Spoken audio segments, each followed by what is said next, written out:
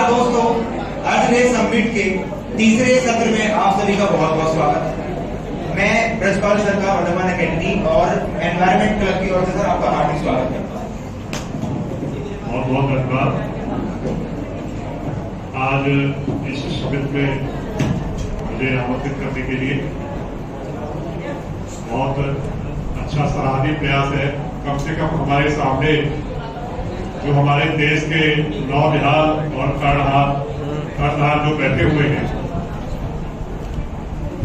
जो आगे आने वाले समय में हमारे समाज और देश को दिशा दिखाएंगे, वो कम से कम आज यहाँ कुछ समझ के जाग के अपने जीवन में आगे धारण करें। तो सत्र को आगे बढ़ाते हैं। बहुत स्वागत है आपका। दोस्तों, पृथ्वी बीमार है। पृथ्वी बीमार है क्योंकि आज मानव अंधाधुंध पेड़ काट रहा है। पृथ्वी बीमार है क्योंकि आज हम जल का दोहन कर रहे हैं। पृथ्वी बीमार है क्योंकि आज हम प्लास्टिक का इस्तेमाल कर रहे हैं। पृथ्वी को बचाना होगा तो हमें खुद आगे आना होगा और खुद के साथ साथ समाज को भी जागरूक करना होगा। समाज को जागरूक करने के लिए सरकारी संस्थाओं का अहम योगदान होता है और ऐसे ही सरकारी संस्थान भारत सरकार की और यूपी सरकार की नगर निगम मेरठ से हमारे बीच सहायक नगर आयुक्त पीसीएस श्री ब्रजपाल सिंह जी मौजूद हैं। मैं चाहूंगा कि आप लोग जोरदार तालियों से उनका स्वागत करें। पहला प्रश्न मेरा आपसे ये है कि स्वच्छ सर्वेक्षण रैंकिंग में मेरठ लगातार सुधार की ओर है, लेकिन इसमें प्रथम आने के लिए क्या कार्य किए जा रहे हैं? स्वच्छ सर्वेक्षण में हम लोग नगर निगम की तरफ से लगातार प्रयास कर रहे हैं। स्वच्छ सर्वेक्षण शहर को दिखाने का एक समग्र प्रयास है। इसमें सिर्फ इतना ही नहीं कि शहर की जो गली है वो साफ हो जाए और वो स्वच्छ सर्वेक्षण में अच्छे रैंक आ जाए। नगर निगम के साथ पूरे मेरठ शहर के निवासियों को जो लगातार निगम का साथ दे रहे हैं और बेहतर समन्वय बना के साथ देने की आवश्यकता है। हमारे ये बच्चे अक्सर देखते होंगे कि झाड़ू वाला, सफाई करने वाला, नाली वाला अक्सर साफ कर जाता है, लेकिन उसके बाद उसी स्थान पर फिर गंदगी इकट्ठी हो जाती है। वो हमारे किसी न किसी घर से निकल के आती है। जबकि शहर में कूड़ा इकट्ठा करने के लिए निगम की तरफ से डोर टू डोर गाड़ी जा रही है। बच्चों ने गाना सुना होगा, जहां भी रहते होंगे। वो गाड़ी इसीलिए आ रही है कि आपके घर का कूड़ा उसी गाड़ी में जाए और गाड़ी उसको डंपिंग ग्राउंड पर ले जाए। अभी वो हमारा एक पहला प्रयास है।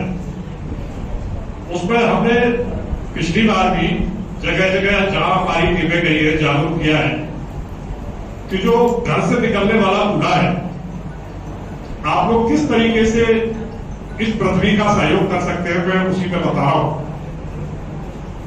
कि घर से जो निकलने वाला कूड़ा है, दो तरह का कूड़ा होता है। एक गीला कूड़ा जो किचन का वेस्ट होता है, हर घर में एक डस्टबिन होता है किचन के आसपास, प्याज के छिलके, सब्जी के छिलके उसमें डाले जाते हैं। दूसरा एक सूखा कूड़ा होता है, जो हमारे बच्चे प्लास्टिक के रैपर, बिस्कुट के रैपर और आजकल जो ऑनलाइन खरीदारी होती है उसके डिब्बे सब उसमें डाल देते हैं डस्टबिन में। तो आप सभी इस पृथ्वी को बचाने के लिए इस कूड़े के माध्यम से बहुत बड़ा सहयोग कर सकते थे। जो घर से निकलने वाला गीला कूड़ा है, अलग डस्टबिन में रखवाया जाए। अपने माँ और पिता को बोलेंगे। जो सूखा कूड़ा है, जो ऑनलाइन खरीदारी से आता है, घर में आने वाले अखबार है, आपकी रद्दी जो आप लिख देते हैं, पेपर को फाड़ के फेंक देते हैं, वो भी एक बहुत बड़ी प्रॉपर्टी हो सकती है। अभी एक उदाहरण मैं आपको बता रहा हूं। कल में एक बहुत बड़े अधिकारी जो जिले के हैं, उनके साथ बैठा हुआ था। उनकी पत्नी भी एक बड़ी अधिकारी है। मेरी चर्चा हो रही थी। उन्होंने मुझे ये बात बताई कि मेरी पत्नी घर में आने वाला जितना भी कार्टून है ऑनलाइन खरीदारी से या जहां से भी आता है, वो सब एक कोने में रखती रहती है सप्ते वक्त के बाद, एक सप्ते बाद या 10 दिन बाद जो कबाड़ी वाला आता है उसको वो सारा बेच देती है। 25 रुपए, 50 रुपए, 100 रुपए में वो सारा सामान ले जाता है।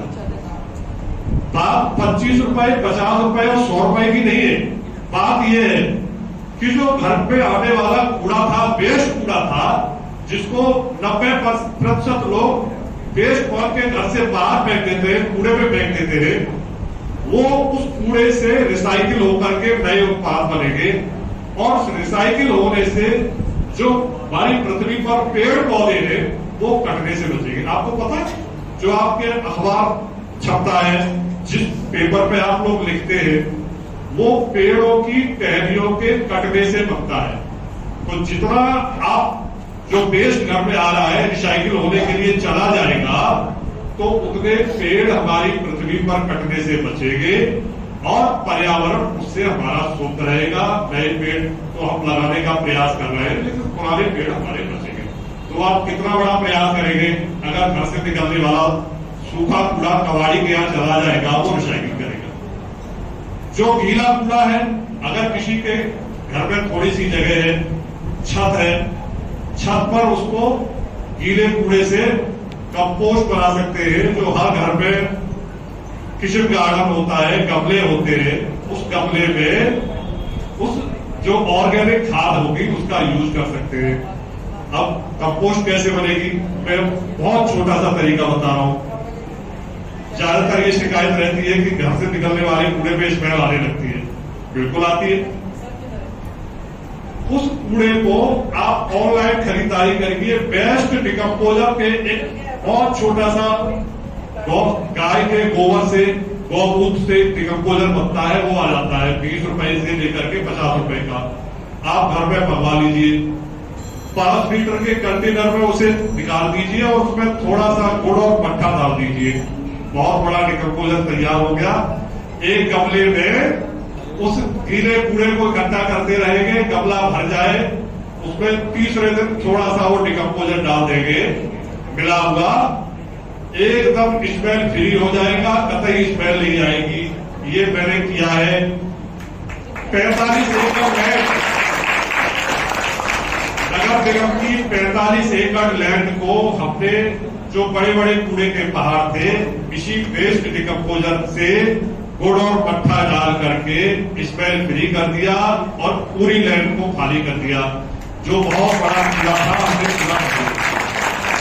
आप इस प्रक्रिया से बहुत बड़ा सहयोग पर्यावरण का कर सकते हैं, अपना कुछ पैसा बनेगा, वेस्ट से मनी बना सकते हैं, वेस्ट टू वेल्थ, वेस्ट से वेल्थ मनी बना सकते हैं और वेस्ट से कंपोस्ट बना सकते हैं।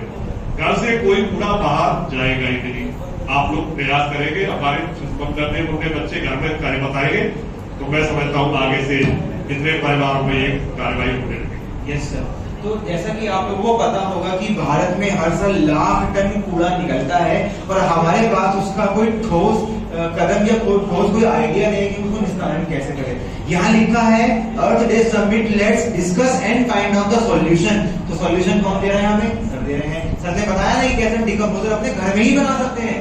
देखो जो गाय है उसके लिए वो एक वेस्टेज है, गोमूत्र उसका, लेकिन वो किसके लिए उपयोगी है? हमारे लिए। तो प्रकृति ने हमें सॉल्यूशंस प्रदान करे हैं, हमें समझना कि हम कैसे उनको कैसे गतिविधियों में इस्तेमाल करके अपने लिए उपयुक्त बनाएं।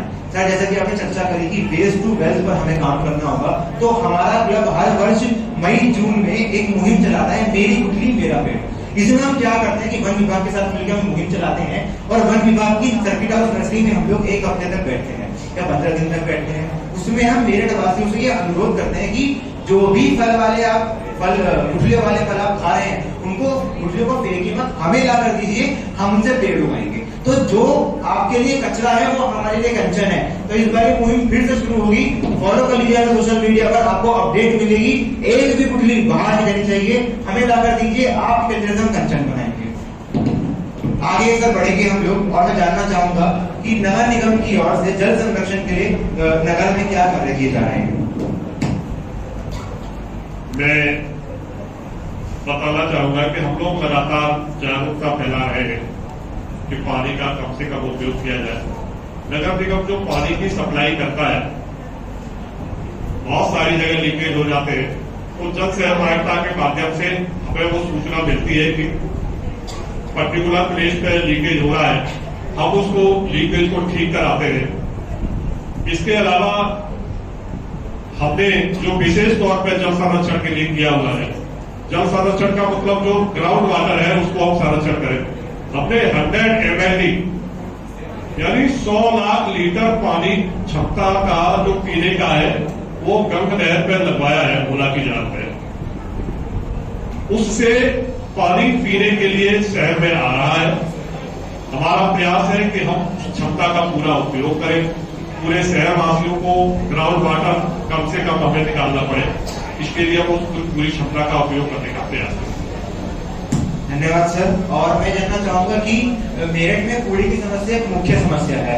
हालांकि आपके सहयोग से और आपके प्रयास से बड़े बड़े कूड़े वगैरह बढ़ते नजर आ रहे हैं, लेकिन अभी भी शॉपरिंग से पहले पुल से उतरने के बाद उल्टे हाथ पर एक बहुत बड़ा कूड़े का ढेर है। तो उस और वहां पर बहुत सारे वहीं पे बस्ती बसी हुई है पूरी, क्योंकि मेरे कुछ जानने वाले संगठन भी हैं जो वहाँ बच्चों को पढ़ाते हैं, तो वो बताते हैं कि पढ़ाई के समय में कूड़े की बदबू वहां पर आती है। तो क्या आपकी ओर से प्रयास किए जा रहे हैं उस कूड़े के ढेर को खत्म करने के लिए?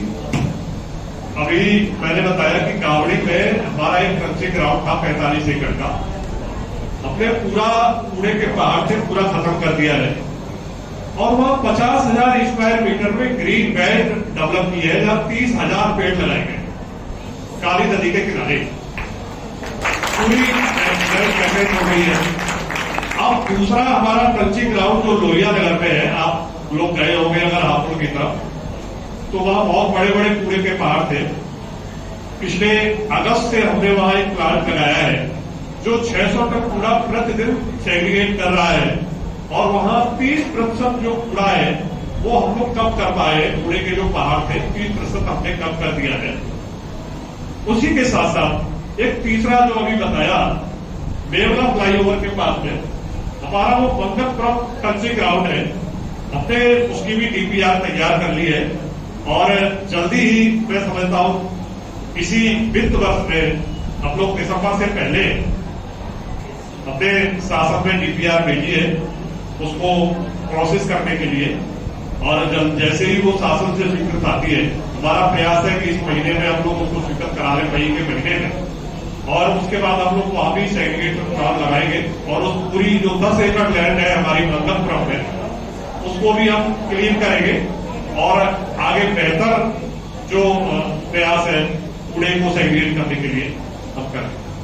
बहुत बहुत धन्यवाद सर। एक आखिरी संदेश मेरठ की जनता को और मेरठ के युवाओं को आप क्या देना चाहेंगे, क्योंकि ये वही हैं जो आगे जाके बड़ी सिटीजन बनेंगे और फिर ये अपने मेरठ को एक तरीके से बागडोर संभालेंगे? मैं जैसा पहले कहा कि हमारे देश के हमारे समाज के आप लोग कर्णधार हैं, आगे आने वाली पीढ़ी आपको आगे ले जाना है। नगर निगम का काम जन सहभागिता से ही संभव है, हम बेहतर कर सकते हैं। तो मेरा इसमें यही कहना है कि जो सार्वजनिक कार्यक्रम है जो हम लोग प्रचार करते हैं, चाहे वो वाटर कंजर्वेशन को लेकर के हो, चाहे वो कूड़ा सेग्रीगेशन को लेकर के हो, चाहे जो हमारी डोर टू डोर गाड़ी में कूड़ा डालने को लेकर के हो, हमारी गाड़ियां घूमती रहती है, लोग उसमें कूड़ा नहीं डालते। जब गाड़ी चली जाती है तो पन्नी एक निकालते हैं मोटी सी और सड़क के कोने पे कहीं छोड़ देते हैं, जो कुत्ते गाय उसको फैला देते हैं, वो पूरा जो सफाई होती है वो फिर गंदा हो जाता है। ये सब जन सहभागिता से ही संभव है। तो मेरा सभी बच्चों से और यहाँ सभी उपस्थित महानुभावों से यही अनुरोध कि नगर निगम का इस कार्य में सहयोग करें, जिससे हम बेहतर कल प्रस्तुत कर पाए मेरठ के लिए, बेहतर इंदौर की तरह हम अपने मेरठ को कंपेरिजन कर पाए, मेरठ की तरह इंदौर की तरह हम भी अपने शहर को आगे सुस्ता के पायदान में ले जा पाए। दोस्तों, शायद आपको पता हो कि इंदौर भारत का सबसे प्रथम स्थान पर आता है, सबसे क्लीनेस्ट सिटी है। तो अभी हम इंदौर की बात कर रहे हैं और इंदौर का सिर्फ उदाहरण दे रहे हैं। हम अपने मेरठ को इतना स्वच्छ बना दें कि बाहर के जिले ये कहें कि हमें मेरठ की तरह स्वच्छ बनना है, तो इसके लिए हमें काम करना है। बहुत बहुत धन्यवाद सर आपका। और ये थे हमारे साथ प्रिंसिपल सर। हम लोग अगले सत्र में बहुत जल्द मिलेंगे, तब तक के लिए धन्यवाद।